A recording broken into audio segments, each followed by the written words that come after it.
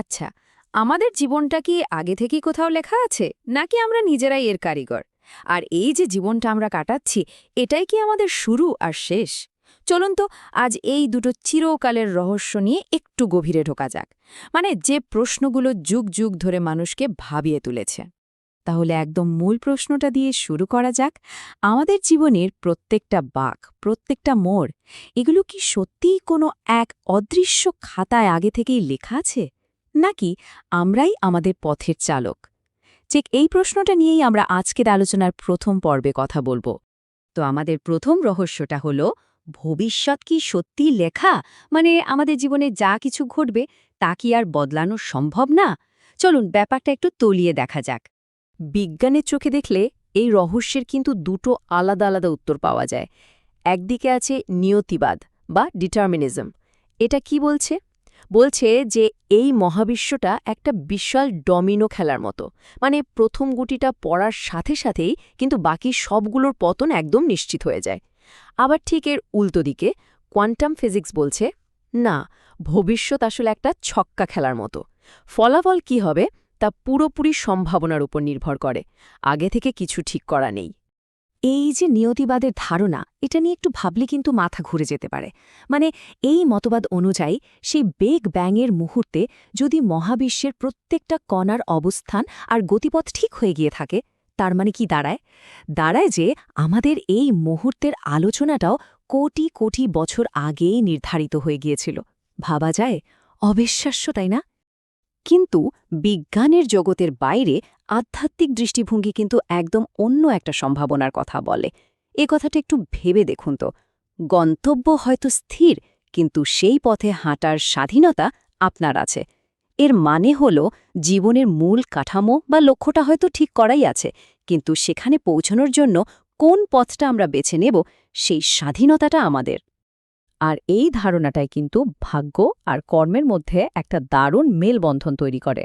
ব্যাপারটা এভাবে ভাবা যায়, জীবনের ক্যানভাসটা হয়তো আমাদের জন্য তৈরি করাই আছে, কিন্তু কোন রঙে সেই ছবিটা আঁকা হবে, সেই তুলিটা কিন্তু আমাদের হাতেই ধরা।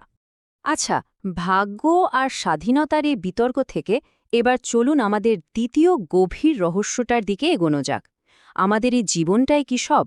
এটাই কি শুরু আর এটাই শেষ, নাকি সময়ের এই বিশাল চক্রে আমরা আগেও ছিলাম? এই অনুভূতিটা কিন্তু অনেকেরই হয়, তাই না? হঠাৎ করে কোনো একটা নতুন জায়গায় গিয়ে মনে হলো, আরে, আমি তো এখানে আগেও এসেছি। বা কোনো একদম অচেনা মানুষের সাথে কথা বলতে গিয়ে মনে হলো, তাকে যেন কত যুগ ধরে চিনি। এই যে অদ্ভুত অনুভূতিটা, এটা কি দিয়ে ব্যাখ্যা করা যায় বলুন তো? এই যে অদ্ভুত অনুভূতিটা, এর পেছনে কিন্তু দুটো প্রধান ব্যাখ্যা আছে। একটা হলো আধ্যাত্মিক ব্যাখ্যা। সেটা বলছে এটা আসলে আমাদের পূর্বজন্মের কোনো আবছা স্মৃতির একটা ঝলক। আর অন্যটা হলো বৈজ্ঞানিক ব্যাখ্যা। বিজ্ঞানীরা মনে করেন এটা আসলে আমাদের মস্তিষ্কেরই একটা জটিল খেলা, যেখানে স্মৃতি আর বর্তমানের মধ্যে এক মুহূর্তের জন্য একটা গণ্ডগোল তৈরি হয়। পুনর্জন্মের এই ধারণাটা কিন্তু নতুন কিছু নয়, এটা হাজার হাজার বছরের পুরনো। পৃথিবীর বহু প্রাচীন সংস্কৃতি আর ধর্মে এই বিশ্বাসটা একেবারে গোড়ার কথা। তাদের মূল বক্তব্যটা কি? সোজা কথায়, শরীরটা হয়তো মরে যায়, কিন্তু আমাদের চেতনা বা আত্মা সেটা অবিনশ্বর। সেটা এক জীবন থেকে আরেক জীবনে যাত্রা করে চলে। তো মূল বিষয়টা তাহলে দাঁড়াচ্ছে যে আত্মা এক জীবন থেকে অন্য জীবনে পাড়ি দেয়, ঠিক যেমন আমরা একটা পুরনো পোশাক ছেড়ে নতুন একটা পোশাক পরি। এই রূপকটা কিন্তু পুনর্জন্মের পুরো ধারণাটাকে খুব সহজ করে বুঝিয়ে দেয়। আর এই প্রশ্নটাই কিন্তু আমাদের ভাবতে বাধ্য করে যে আমাদের অস্তিত্বের গভীরতা আসলে ঠিক কতটা। আমরা কি কেবলই এই দেহের মধ্যে আটকে থাকা কয়েক দশকের চেতনা, নাকি আমরা এর চেয়েও অনেক বড় কিছুর একটা অংশ?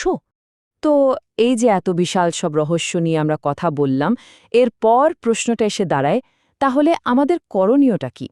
আমাদের জীবনের চালিকা শক্তি আসলে কোনটা? ভাগ্য নাকি আমাদের কাজ? তাহলে এই সব গভীর আলোচনার পর আমরা কোথায় এসে দাঁড়ালাম? এখানেই কিন্তু সবচেয়ে জরুরি সত্যিটা লুকিয়ে আছে। দেখুন, ভবিষ্যৎ লেখা থাকুক বা না থাকুক, একটা জিনিস কিন্তু ১০০ ভাগ নিশ্চিত। এই যে বর্তমান মুহূর্তটা, এটা আমাদের হাতে। আর এই মুহূর্তটাকে কাজে লাগানোর ক্ষমতাই হলো আমাদের সবচেয়ে বড় শক্তি। ঠিক একইভাবে আমরা আগে জন্মিয়েছিলাম কিনা সেই তর্কের চেয়েও অনেক বড় সত্যিটা হলো আমাদের এই বর্তমানের অস্তিত্ব। এই জীবন, এই মুহূর্ত, এটাই আমাদের একমাত্র নিশ্চিত সম্পদ, একমাত্র প্রাপ্তি। আসলে হয়তো এই প্রশ্নগুলোর কোনো নিশ্চিত উত্তর নেই। আর কে জানে, এই উত্তর না থাকাটাই হয়তো জীবনকে আরও রহস্যময়, আরও সুন্দর আর অর্থবহ করে তোলে। উত্তর খোঁজার এই যে জার্নিটা, হয়তো এটাই আসল উদ্দেশ্য। তাহলে শেষ প্রশ্নটা সবার জন্য, কি মনে হয়, আমাদের জীবনটা কি একটা আগে থেকে ঠিক করে রাখা পথের পথিক, নাকি আমরাই সেই পথের কারিগর? বিশ্বাস যাই হোক না কেন, আমাদের কর্মই কিন্তু বর্তমানকে রূপ দেবে।